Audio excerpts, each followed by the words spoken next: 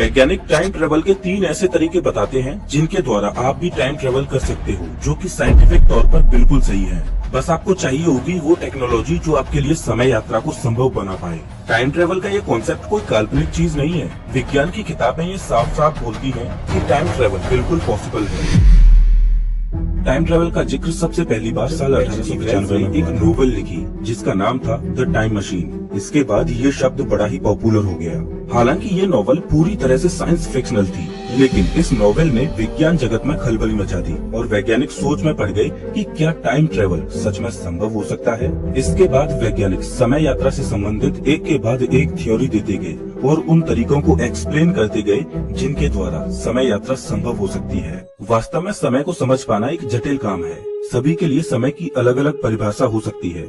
कोई समय को टिक टिक करती घड़ी से मेजर करता है, तो कोई ब्रह्मांड में हो रहे बदलावों से समय को देखता है। सर आइजैक न्यूटन ने समय को एक एरो की तरह देखा। जैसे एक तीर कमान से निकलने के बाद आगे ही जा सकता है, वो वापस नहीं लौट सकता। उसी तरह समय भी एक एरो की तरह फॉरवर्ड डायरेक्शन में चल रहा है, जिसमें समय पास्ट से होते हुए वर्तमान के द्वारा भविष्य की ओर बढ़ रहा है, जिसे वैज्ञानिक द एरो ऑफ टाइम भी बोलते हैं। इसमें समय का ये एरो वर्तमान के द्वारा जैसे जैसे भविष्य की ओर बढ़ रहा है, वैसे वैसे वर्तमान के पल पास्ट में विलीन होते जा रहे हैं और भविष्य के पल वर्तमान में तब्दील हो रहे हैं। न्यूटन ने ये भी कहा था कि समय का ये एरो एक फिक्स गति से भविष्य की ओर बढ़ रहा है।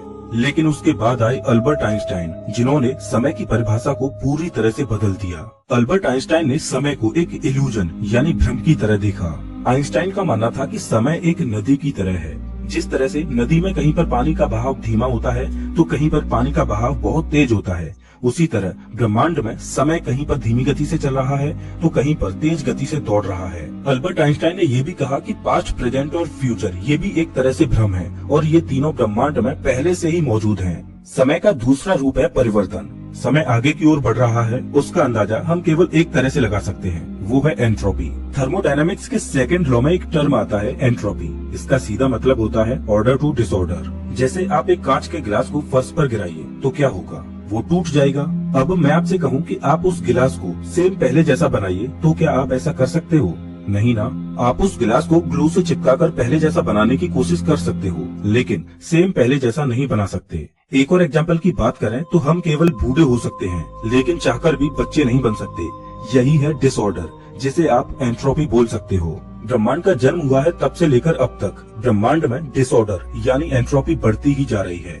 इसे ही परिवर्तन बोलते हैं, जो हमें समय की अनुभूति कराता है कि समय गुजर रहा है। अल्बर्ट आइंस्टाइन के अनुसार समय एक फोर्थ डायमेंशन है। जैसे हमारे इस 3D वर्ल्ड में हम इन तीनों डायमेंशंस में कहीं भी जा सकते हैं, आगे पीछे, ऊपर नीचे, दाएं बाएं। उसी तरह समय की डायमेंशन में आगे या पीछे जाने पर हम पास्ट या फ्यूचर में ट्रेवल करते हैं।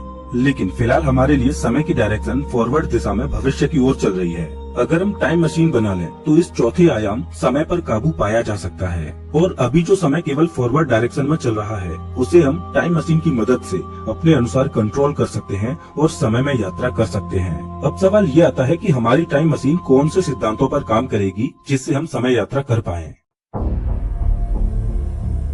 ये बात है साल 1905 की, जब जर्मनी में एक स्विस पेटेंट ऑफिस में अल्बर्ट आइंस्टाइन एक क्लर्क की जॉब कर रही थी। शाम का वक्त था और वो अपने घर की ओर जा रहे थे। उन्होंने ट्राम आगे बढ़ने लगी, लेकिन अल्बर्ट आइंस्टाइन की नजरें पीछे मौजूद एक क्लॉक टावर पर टिकी थी। जैसे जैसे ट्राम की गति बढ़ती जा रही थी, वैसे वैसे ऐसा लग रहा था कि क्लॉक टावर पर लगी घड़ी की सुई स्लो होती जा रही है। अल्बर्ट आइंस्टाइन ने अपनी सोच का दायरा बढ़ाया और इस इमेजिनेशन को नेक्स्ट लेवल पर ले गई। उन्होंने इमेजिन किया कि क्या होगा अगर जिस ट्राम में वो बैठे हैं वो लाइट की स्पीड से चले। अल्बर्ट आइंस्टाइन की इस इमेजिनेशन ने आने वाले समय की विज्ञान को ही बदल दिया। अल्बर्ट आइंस्टाइन ने कुछ ऐसा खोज लिया था जिसने विज्ञान जगत में तहलका मचा दिया। अभी तक टाइम ट्रेवल केवल किस्से और कहानियों का हिस्सा था, लेकिन आइंस्टाइन की इस डिस्कवरी के बाद लोग टाइम ट्रेवल को वास्तविकता से जोड़ने लगे। ट्रेन के अंदर का समय रुक गया, लेकिन ट्रेन के बाहर समय की रफ्तार बहुत तेज हो गई। आइंस्टाइन का मानना था कि जैसे जैसे हम तेज गति से चलते जाएंगे, वैसे वैसे हमारे लिए समय की गति धीमी होती जाएगी। वो कैसे, इसे एक थॉट एक्सपेरिमेंट से समझते हैं। तो चलिए अपनी कुर्सी की पेटी बांध लीजिए, क्योंकि अब आप मेरे साथ टाइम ट्रेवल करने वाले हो। मैं जानता हूँ कि हमारी आज की टेक्नोलॉजी के हिसाब से ऐसा संभव तो नहीं है, लेकिन हम एक थॉट एक्सपेरिमेंट तो कर ही सकते हैं। मान लो आपके पास एक ऐसा स्पेसशिप है जो लाइट की स्पीड से चल सकता है। वैसे मैं आपको बता दूं कि इस ब्रह्मांड में प्रकाश की गति से तेज कुछ भी नहीं चल सकता। प्रकाश की गति इस ब्रह्मांड की सबसे तेज गति है, जो कि लगभग 3 लाख किलोमीटर प्रति सेकंड है। तो चलिए अपनी कल्पना को आगे बढ़ाते हैं। आपने मार्केट से 2 एक जैसी घड़ियां ली, जिनमें से एक घड़ी को आपने अपने स्पेसशिप में रखा और दूसरी घड़ी को अपने घर पर ही छोड़ दिया, और आपने दोनों ही घड़ियों में डेट और टाइम बिल्कुल सेम सेट कर दिया। आपकी स्पेसशिप उड़ान भरती है। आप प्रकाश की गति के 20% तक पहुंच चुके हो, लेकिन आपके लिए वक्त वैसे ही चल रहा है जैसे पहले चल रहा था। लेकिन अगर कोई तीसरा ऑब्जर्वर है जो आप दोनों की घड़ियों पर नजर रखे हुए है, तो उसे आप दोनों की घड़ियों में फर्क नजर आएगा। स्पेसशिप में लगी घड़ी धरती पर लगी घड़ी के मुकाबले स्लो चल रही होगी, मतलब आपके लिए समय धीमा हो चुका है। जैसे जैसे स्पेसशिप की गति बढ़ती जाएगी, वैसे वैसे धरती पर मौजूद घड़ी की स्पीड बढ़ती जाएगी, और आपकी घड़ी की स्पीड जो कि स्पेसशिप में लगी है वो स्लो होती जाएगी। फाइनली जब आपकी स्पेसशिप लाइट की स्पीड के अप्रोक्सीमेटली करीब पहुंचती है, तो जो तीसरा ऑब्जर्वर था उसे बहुत बड़ा चेंज नजर आएगा। वो देखेगा कि जब तक आपकी स्पेसशिप में केवल 5 मिनट गुजरेंगे, तब तक पृथ्वी पर 2 दिन बीत चुके होंगे। और अगर आप इसी रफ्तार से पूरे 1 दिन तक ट्रेवल करते रहे, तो इतने में ही पृथ्वी पर 19 महीने गुजर जाएंगे। और मजे की बात क्या है पता है? आपके लिए भी समय की रफ्तार नॉर्मली रहेगी, और पृथ्वी पर मौजूद लोगों के लिए भी समय की रफ्तार नॉर्मली रहेगी। किसी को पता ही नहीं चलेगा कि समय की रफ्तार में कोई बदलाव हुआ है। लेकिन जो तीसरा ऑब्जर्वर आप दोनों को देख रहा होगा, उसे फर्क साफ साफ नजर आ रहा होगा। अगर आप 1 हफ्ते तक इसी रफ्तार से अपनी स्पेसशिप को चलाते रहे, तो आपके लिए तो सिर्फ 1 हफ्ता ही बीतेगा, लेकिन धरती पर इतने में 11 साल बीत चुके होंगे। अगर आप 1 महीने तक इसी तरह स्पेसशिप में ट्रेवल करते रहे, तो इतने समय में ही धरती पर 48 साल बीत जाएंगे। और अगर बाई चांस आपने अपनी स्पेसशिप में इसी स्पीड से लगातार 1 साल तक ट्रेवल किया, इतने में पृथ्वी पर 572 साल बीत चुके होंगे। और अगर आपने स्पेसशिप में 5 साल बिताए, तब तक धरती पर 2860 साल बीत चुके होंगे। लगातार 5 सालों तक स्पेसशिप में लगभग लाइट की स्पीड से ट्रेवल करने के बाद जब आप धरती पर लौटोगे, तो आपको एहसास होगा कि आपने समय में कितनी बड़ी छलांग लगाई है। जब आप स्पेसशिप में धरती से गए थे, तब आपकी उम्र 25 साल थी, लेकिन अभी आपकी उम्र केवल 30 साल है, और आप अपने समय से 2860 साल आगे भविष्य में पहुंच चुके हो। धरती पर आप जो भी छोड़कर गए थे, इन 2860 सालों में वो सब कुछ बदल चुका है। इसे ही टाइम डायलेशन कहते हैं। दोस्तों, अभी आपने जो टाइम ट्रेवल किया है वो 1 वे टिकट टू द फ्यूचर है। मतलब आप इस मेथड से भविष्य में जा तो सकते हो, लेकिन वापस नहीं लौट सकते। अगर आप एक बार भविष्य में गए, तो आप वहीं पर रह जाओगे। दोस्तों, टाइम ट्रेवल के इसके अलावा और भी तरीके हैं, चलिए उन्हें जानते हैं। जैसा कि अभी मैंने आपसे कहा था कि अल्बर्ट आइंस्टाइन समय को एक नदी की तरह मानते थे। जिस तरह नदी में पानी का बहाव समान नहीं होता, उसी तरह ब्रह्मांड में भी हर जगह पर समय की गति समान नहीं है। और ब्रह्मांड में समय को जो सबसे ज्यादा प्रभावित कर रहा है, वो है ग्रेविटी। आइंस्टाइन का मानना था कि जहाँ पर ग्रेविटी का प्रभाव ज्यादा होता है, वहाँ पर समय धीमी गति से चलता है, और जहाँ पर ग्रेविटी कम होती है, वहाँ पर समय तेज रफ्तार से गुजरता है। अगर हम अपने सौर मंडल की ही बात करें, तो हमारे सौर मंडल में सभी ग्रहों पर समय की चाल अलग अलग होगी। जैसे कि सूर्य और जुपिटर पर समय पृथ्वी की तुलना में धीमी रफ्तार से गुजर रहा होगा, लेकिन जुपिटर और सूर्य की ग्रेविटी इतनी ज्यादा नहीं है कि वो समय को ज्यादा प्रभावित कर पाए। इसीलिए हमें सूर्य और पृथ्वी के समय में ज्यादा अंतर देखने को नहीं मिलेगा।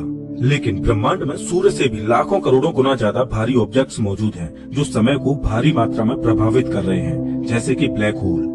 आइंस्टाइन ब्लैक होल को नेचुरल टाइम मशीन मानते थे, क्योंकि ब्लैक होल की ग्रेविटी इतनी तीव्र होती है कि ये प्रकाश को भी 360 डिग्री पर मोड़ देती है। अगर आप ब्लैक होल के पास सिर्फ 1 घंटा बिताओ, तो पृथ्वी पर इतने में ही कई साल बीत जाएंगे, और जब आप पृथ्वी पर वापस आओगे, तो आप अपने आप को भविष्य में पाओगे।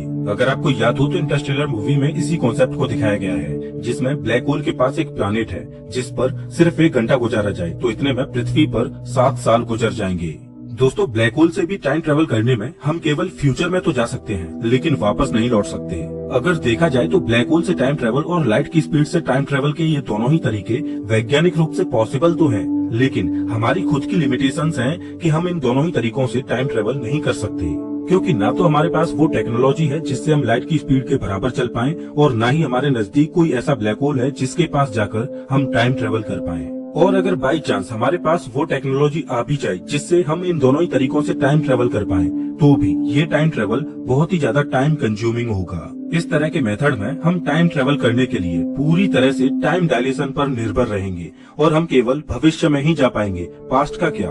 और हमें चाहिए कि हम इंस्टेंट टाइम ट्रेवल करें और एक ही पल में समय में। बड़ियों की वैज्ञानिकों ने इंस्टेंट टाइम ट्रेवल करने की भी थ्योरी दे रखी है और वो है वर्म होल।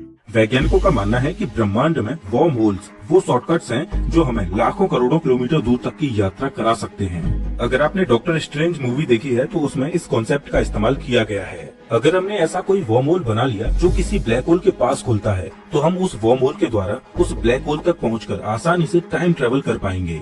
वर्म होल केवल स्पेस में ही शॉर्टकट नहीं होते, बल्कि ये स्पेस टाइम में ही शॉर्टकट होते हैं। मतलब वर्म होल के द्वारा हम केवल स्पेस में ही लंबी लंबी दूरी तय नहीं कर सकते, बल्कि समय में भी लंबी लंबी छलांग लगा सकते हैं। वर्म होल वो पोर्टल हैं जो टाइम में भी शॉर्टकट्स बनाते हैं।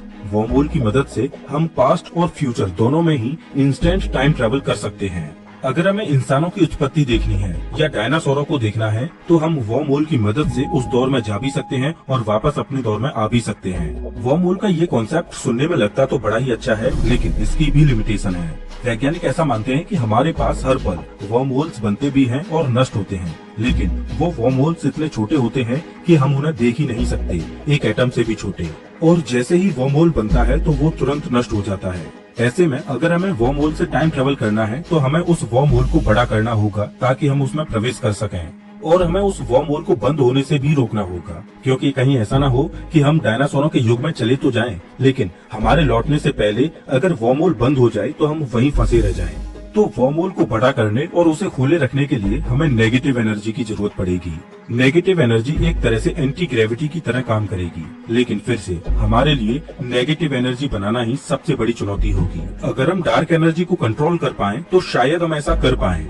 अब अगर मान लो कि हमने एक ऐसी टाइम मशीन बना ली जिसकी मदद से हम पास्ट और फ्यूचर दोनों में ही इंस्टेंट टाइम ट्रेवल कर सकते हैं और अपने प्रेजेंट में वापस लौट सकते हैं, तो क्या ऐसा वैज्ञानिक रूप से संभव है? और क्या ऐसा संभव है कि हम पास्ट में जाकर अपने द्वारा की गई गलतियों को सुधार कर अपने प्रेजेंट को बदल पाएं?